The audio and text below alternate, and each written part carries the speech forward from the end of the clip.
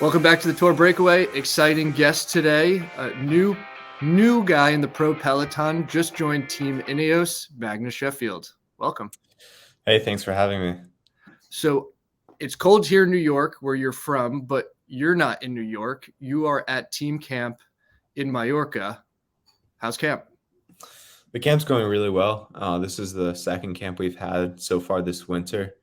We had a camp in December that went really well, and then this is the second camp. And from the last day of camp, I think we have 14 days before the first race. So it's a really important camp for the staff, but also for the riders and especially the new guys coming into the team like myself. And it's a really key period for us to kind of dial in the equipment and then also fine tune the training before the first race. So you were there once already. You're here. You're there now. Is it like a rolling camp? Who's there? What's the agenda for everyone on the team coming through?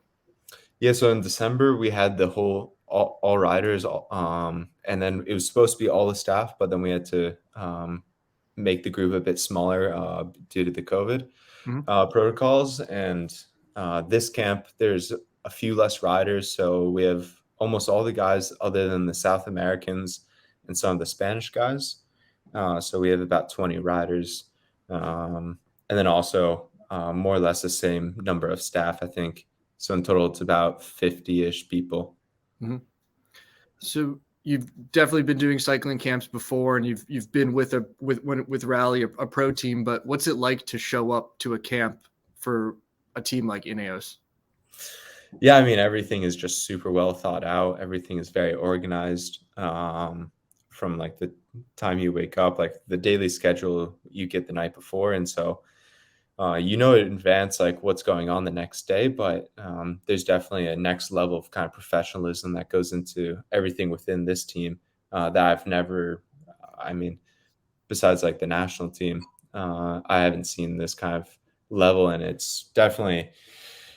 I understand like how the team's able to succeed with this, but I think it's also super important when you have so many riders, so many staff, and you're trying to. There's a lot of agendas that need to get done, and we're trying to accomplish quite a bit. So it's really important that we have the structure, but also it's about getting to know the guys. So in December, the main focus was like the guys that see our rides on Strava, like we were still riding quite a bit, but the focus was really off the bike, kind of developing the new relationships for the new riders, and also just like our communication skills, because there is a big language barrier and it is a English speaking team, but you have guys from all over. And so it's really important that we're able to communicate really well and understand each other. And so that was really the central focus of that first camp.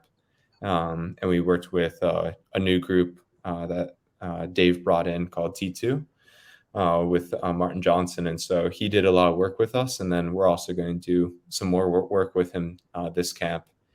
And that was very interesting. It was pretty eye-opening that first time. And I had never really seen kind of that been touched on from like the ski world that I've been a part of, or like soccer or any other sports I played, is quite unique in that sense. And I think hopefully, you see this next year, how that transitions into success out on the road and through results. Yeah. And so what does that actually look like to do that kind of communication training? Like what, I guess, exercises are you literally doing to work on that? Yeah, so like we would have evening sessions where we talk about the different types of people. Like not everyone's the same, although we are pretty similar at the core. But it's mostly talking about like what are your motivators, what drives a person, kind of everyone's background, but then kind of being able to understand and read people. Like say, I don't know, you just lost a sprint or whatever it is, like some things that can agitate a person. We also talk about like there's different kind of mindsets the brain goes into. So we also kind of break down that and how to kind of stay central. So it's all about being calm, cool, and collected. And of course, it's much easier said, but it's really just kind of being really mindful on your actions and also emotions. Yeah. So you don't let your emotions get carried away. Hmm.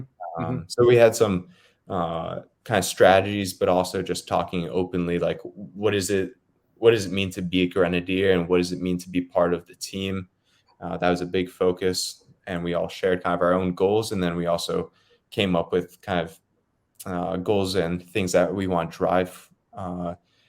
drive for it, like as a team as a whole. And I thought that was really good as a group.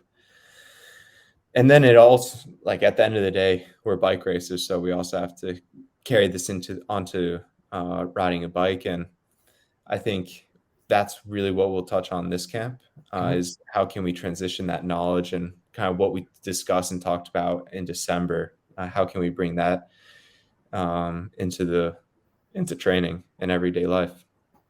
So like working in the corporate world, that's a lot of stuff that sounds very similar to like how to build a high performing team and a foundation for that. So that's super cool to hear. And then it presumably creates an open environment to kind of get to know guys on a more personal level individually. What do you do then? Like, is there evening socials? Are there other games you play, things that just kind of get everybody talking and get those relationships started? Yeah, absolutely. I mean, um, we're playing ping pong, pool. A lot of times we're just hanging out, drinking coffee, or after dinner. Like, everyone has the meals are all together. Of course, it's a bit difficult with COVID. Like, we're all trying to space apart, and the team is they're very careful and conscientious about that, which is really important and good to see as well. So we're all trying to stick to the protocol there. But it's mostly just, yeah, just hanging out, talking about the holidays, and then uh, what everyone else has been up to the past couple of weeks. How competitive do the off the bike games get? Like, is there an Ineos ringer at ping pong or pool? Yeah, it kind of depends on the guy, but last night it was pretty funny. Rod was playing it's Cuyato, and it was deciding if we were going to be able to go to the cafe or not. So it was definitely big high stakes, but Rod ended up being Cuyato pretty good, and but I think we still got to go to the cafe, so it was all good. That's awesome. And are there any, I mean, aside from like the basic games that are going to be available at like the hotel, are there any like traditions that the team has that they bring to camp just that are unique to Ineos? We had a Christmas dinner where everyone has. I didn't quite understand it because, yeah, the team is British, but like I read in the email, it said like you're welcome to bring like a Christmas jumper, and I thought this was like a jumpsuit, and then I had to like ask my parents. I'm like, do they really mean jumper? But I guess in British, like that's kind of the slang for Christmas sweater. But yeah, that was a good one. That's pretty hilarious. Were there any notable jumpers? Anybody have a particularly good ugly sweater for that? Oh, there's plenty of ugly sweaters, but I'd say the best one was G's. His like lit up and he had like a little bicycle on it. It was pretty cool. That's quality. That's awesome. Yeah. So what do the rides look like? How is that dynamic of like you've got guys that are like Tour de France winner Geraint Thomas and you've got some of the new guys on the scene like yourself. How do they parse that up in terms of the rides? Are they trying to mix everybody together? How does it go? Yeah, so a lot of times we have like a leader in the group, and sometimes they have a radio just to start communicating with the cars. But mostly they're trying to mix and match. So older guys with younger guys, and same with like the roommates. So the first camp I roomed with Cueta, and this time I'm with Dylan. And so they're trying to mix guys up, putting like a primarily English speaker with a non-English speaker, or someone who has English as a second language. So mixing guys up with that, but then also guys that you'll possibly race with to start developing that relationship as well. And so it is really cool to be able to ride with the team, and like um, a lot of these guys are guys I grew up watching on TV and kind of looking up to. But I think it's funny because it's like they're no different than you or me. Like um, we're all humans. So Yeah. a lot of people like always ask me like, oh, what's it like? And I say, oh, it's pretty normal, honestly. Yeah. Um, like they have everyday struggles like everyone. And um, I think that's also good because it just shows that and really anything's achievable when you look at like what these guys have done in their careers. And I think it's just motivating, and um, it's just super cool to be able to have the opportunity to learn and ride beside them every day. Yeah. Hey, that's awesome. And you've got your hardware from Junior Worlds, and they've got their hardware from Worlds. So that's cool stuff. Um, and so I've listened to G's podcast for like a long time, particularly the one he does with Luke, and they're not afraid to talk about like the fun they have at camp, and a little bit of like when there's always new people on the team and the young guys, and a little bit of like not hazing, but like, all right, somebody's going to show up this day, but like, we're going to get them one day. Is there a little bit of that goes on? Oh, there's definitely some friendly hazing. I think that's in any group, and it's good though. It keeps everyone humble. But yeah, it's all fun and games, honestly. Yeah, no, it seems like a great group. Quality of banter seems to be at an all-time high with a crew like that. Yeah.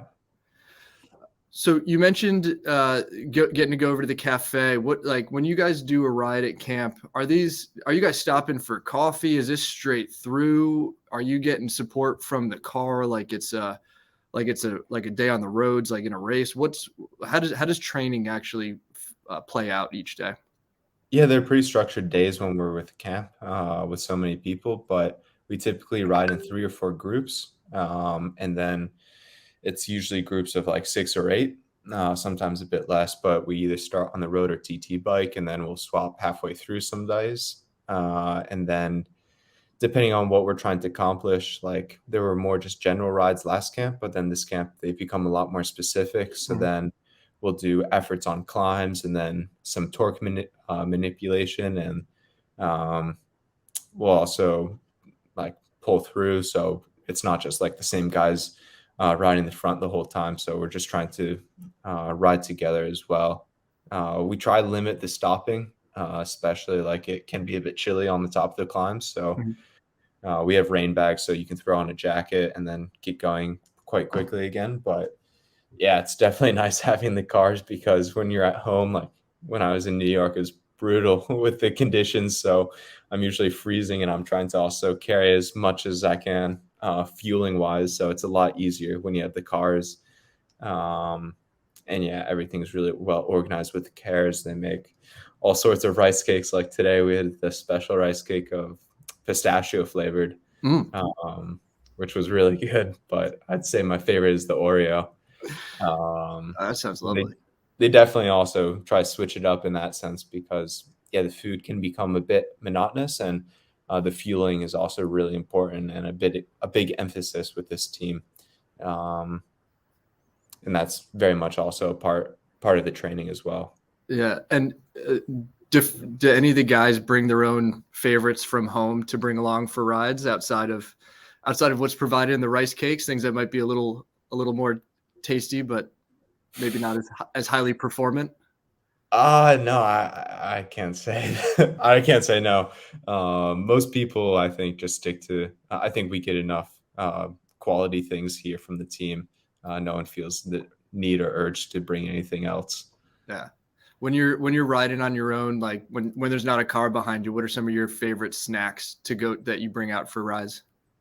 I would say just like a simple rice cake is always good, but then if you don't have um, that readily available, then it's probably leftover waffles, or um, you can do that with like a little bit of jam and peanut butter, maybe. Um, or I would just say like Haribo, any kind of like gummy is usually good. Besides, like if you don't have like a bake, or I really like the SIS bakes. Those are a big staple for me in my training. But because yeah, gel can get a bit tiring when you're just training long miles all the time. So Yeah, the Haribo seem to be a consistent favorite across the peloton. Like everybody brings them up. Do you have a favorite? no, I don't know. I really like the cola, but also just like the classic Haribo is also pretty good. Yeah. Favorite flavor in the Golden Bear bag? The Golden Bear. It's just whatever I can take. Yeah, yeah, Yeah. fair enough. Good stuff. All right, let's rewind the tapes a bit, just to kind of what got you here, leading up to getting into the pro circuit. Growing up, like cycling is such a non-traditional sport in how you go through the ranks, right? Like coming from the U.S., most college sports have even formulated a relationship with the professional level where it's like you have to go to college for a couple of years before you can even go into a draft and go into that pro sport. Um, Coming up initially as a skier, how did you think about your future, and when did you decide, hey, I want to pursue cycling full-time professionally, and that's my path? Yeah, so I grew up ski racing just in Western New York, and then I went to school in Lake Placid for a couple winters. But it wasn't until I was really 15 I joined Hot Tubes, the junior development team out of the Northeast, that I really kind of found cycling to be really my true passion and something I wanted to try to pursue as a career. But just like getting into cycling, I always just had a bike. Like I remember riding since I was super little, but it was never really anything competitive. It was just something I did for fun. And then uh, for some reason, like my mom and I got into mountain biking, and there's a really nice park just down the street from me. And so then our house, and then I got into mountain biking there, and we probably did more walking than riding, honestly. And then I made really good friends with a family, and their dad owned a bike shop, and he invited me to a cyclocross race. And I only had a mountain bike, and he said it wouldn't be a problem, although it was probably like well over 30 pounds. And this is one of the hilliest cyclocross races. It was the old Ellison Park race, which is a C1, I believe, at the time. And then it just kind of snowballed from there, honestly. I still ski raced and played soccer. I swam, played baseball. I was a really athletic kid. I also like would do some 5Ks here and there and some triathlons. And so I already had kind of bits of cycling, but it wasn't until, I did that first cyclocross race that I really got into it. And then the next year I got a cyclocross bike, and it just kept on progressing. And then once I joined Hot Tubes, I did a kermesse trip in Europe, in Belgium, and I did 5 or 6 kermesses, and that's like where I really kind of found my way in the sport. And then the next year, I went with the national team, and then I was doing like the biggest junior races, which were Ghent-Wevelgem, Roubaix, some other non-UCI races, but then Pays de Vaud, and then Kaiser did juniors, and were all kind of races that like if you ask like any of the other guys on the team now, like they did it 15 years ago when they were juniors as well. So they've been around the circuit for quite a while, and there's a lot of history to them.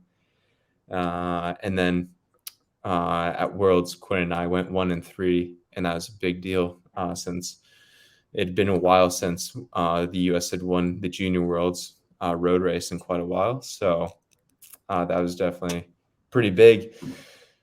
And then the next year, unfortunately, like I started really good I won the Valley of the Sun race, and then I also did Tour Southern Highlands, and that was right before COVID hit nationwide and wiped pretty much the entire U.S. circuit. And so, unfortunately, I missed out on a lot of racing my second year as a junior. And then I knew I wanted to pursue cycling after I was third at Worlds, and so it was really difficult trying to find a team and knowing what was going to happen with COVID, because a lot of teams went away. The U.S. circuit, like there was no Tour California, Colorado, Utah, all those races stopped. And unfortunately, like to this day, like the U.S. scene has kind of died. And so if you wanted to pursue cycling, you had to be based in Europe. And so I signed a 2-year deal with Rally. After that 1 year, I didn't race. And that was a really good opportunity because they had a financial stability and they had a really good race program. But then COVID still continued to kind of throw a curveball in a lot of people's lives. And yeah, bike racing is one of those things that it's not life or death. And unfortunately, there were quite a few. COVID was a very serious problem, especially in Europe. Um, and that definitely affected kind of the development. And also, like a lot of the kids I raced as juniors, unfortunately, stopped because of it, because there was no path afterwards. So I think I was very fortunate that I was able to continue, and I had a team and a contract. And then it ended up just not being the right fit. And so I broke the contract in August. And then the last race I did with Rally was Nationals in June. And so I did an altitude camp because I thought I was going to go on and be able to do Tour L'Avenir with the national team. But then unfortunately, the US wasn't able to send a team due to financial reasons. And then I was just pretty much just training on my own. I trying to do everything I could because Worlds was a big focus for me, especially with the time trial. And I was able to finish 10th there. And I felt like with the preparation and given the circumstances of everything, it was a pretty good result. And then I had also already secured my contract with Ineos afterwards. So I was over the moon about that.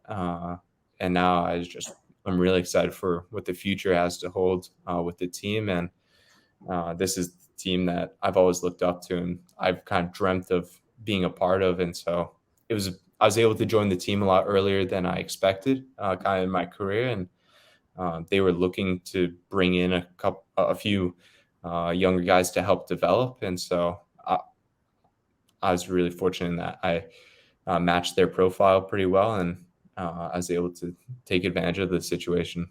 Yeah, that's awesome. And I mean, you just touched on a lot of the different things you got involved in. I mean, the road, both the big races on the road side, the TT side, the cyclocross side. I know you've done some individual pursuit stuff as well. Last year, even at US Nats, 6th in the TT behind all guys in the World Tour. I guess with the exception of Joey, who ended up winning the road, so he was in great form. I was curious about that race specifically with that 6th in the time trial at US Nats. Like, what was your expectation going into that race, and how did that compare against your performance? Yeah, Nationals was a bit of a disappointment. I felt like my preparation was really good going into it, although I also didn't have much racing going leading into the event. Unfortunately, there was something. My wheel was broken shortly after the start, and so it was a bit frustrating afterwards, especially with how much effort and preparation I put into it. But at the end of the day, it was just another learning experience, and I'll have plenty more nationals, but that'll be a big target this upcoming year. But yeah, it was a bit of disappointing, to be honest. When you say it broke, what happened to the wheel?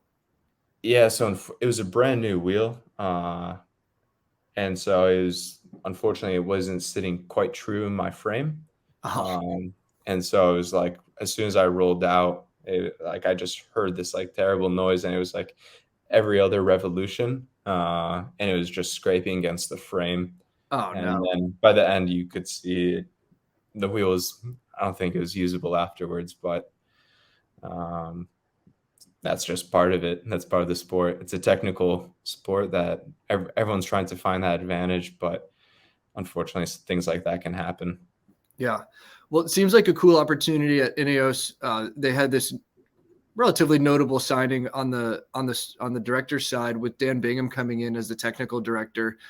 Super well respected for what he's been able to do, largely as from like an engineering perspective. Is he at camp? Have you been working on time trial there with the team?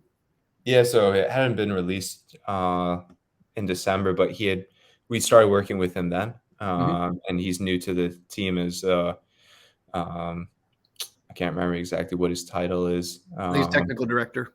Yeah, technical director, and so he's helping guys with fine tuning position and then also the pacing, and he's joined the performance team, and I think he has a lot to give, and we have a lot to learn from him. And so it was really cool being able to work with him on the track. We spent a whole day. I think we rode probably like over 85K, and we just did over 30 tests with different helmets, positions, skin suits, all sorts of things. So it's really eye-opening, and I think he's going to be a huge asset to our arsenal. Yeah, that's awesome. And when you make tweaks like that, each tweak is so small on its own. As you go through that entire process, can you actually feel a difference in the adjustments cumulatively, or does it just seem like something on the computer's reading out differently and more efficient? How does it actually feel? Yeah, so you're trying to ride at a constant speed or constant power, and so it's very minuscule, these changes that we're making, and but then you have to remember, so we do 2K runs, so then if you take that difference, then you multiply it for however long that distance is. So say it's a 30 or 40 kilometer time trial. That's where it's hard to feel that difference if it's 2, 5, 8 seconds, or if you want to talk about grams of drag. But it definitely does add up, even if it's just 1 or 2 watts. It's a huge difference. Yeah, And that's awesome. yeah, and especially if you see when Filippo beat Wow at this past Worlds, I think the calculation was like he only beat him by 1 or 2 watts. So it's like the sport is so tight at this point. You're Yeah. looking for every advantage as possible. Yeah. And I guess on that side, talking track, talking TT, I mean, next to world champion Filippo Ganna, also on the pursuit side, Viviani, big guy in that regard. Is that something that'll be in focus for you going forward? Do you think you'll be doing track stuff? And have you talked or worked with those guys at all yet? Yeah, so after this camp, the US team will go to Portugal, and so we'll have a training camp there, and that'll be the first of a few team pursuit and track camps that we have. And so then the big World Cup that I'll focus on is right after Roubaix, before Romandy, and so that's where I'll try to target doing the individual pursuit. And so this camp will be really key to kind of get back familiar with the track and that preparation going into that. Yeah, very cool. And there's a lot of stuff published that you've got a bias for cobbles. You just mentioned Roubaix. Do you have a sense for what your racing schedule looks like in the early part of the season? Yeah, so the classics will start with opening weekend for me, and then a lot of it kind of depends on how that goes, and then possibly there's the later classics, but yeah, the big one will be Roubaix to target, so I'm really looking forward to that. Very cool. And in this year ahead, are you looking at any grand tours? Is that on the map at all? I think this first year, the most important thing is just to get the racing experience and as many race days as possible, especially given the lack of racing I had this past year. So it's looking unlikely. Like anything can change, but I think with the team, and they have a long-term view with my progression. And so I think that for this first year, I don't think a Grand Tour is in sight. Yeah. And when you head back from camp, what's going to be home for you? Yeah, so this year I'll be based in Andorra, which I'm thinking will be a really good base. This past year I was in Girona, but a lot of either it's kind of like half the team is based in Monaco and then the other half is based in Andorra. So I'll be able to utilize a lot of the support from the team, and then also I'll be able to train with a lot of the other guys. And so I'm really looking forward to that. In Andorra, like I was able to go and start looking at places before the last camp, and it's just unbelievable there. Yeah. How did you make the decision of there over Nice, Monaco area? I mean, it's a bit tough. I mean, it's just kind of personal preference, but yeah, I hadn't been to Nice yet. Andorra felt a bit more familiar being in Catalonia last year. But I just think I don't know, to be honest. I just think Andorra just seemed like the better option for me. Yeah. Two good choices. Don't think you can go wrong. So it'd be a good time. Well, cool. Anything else that you're looking forward to for the season ahead? Yeah, it's really just like getting back into racing. Like I feel like my preparation this past winter was really good. I ended my season a bit early compared to most other guys with Worlds, but then I took a few weeks just completely off the bike to kind of reset the body, and then also get remotivated for this season. So I think I have a lot to look forward to, and I'm really just looking to make the most of everything. Awesome. Well, we'll definitely be cheering for you. Wish you the best of luck this season and the many seasons ahead, hopefully. Thanks for coming on. Hey, thank you for having me.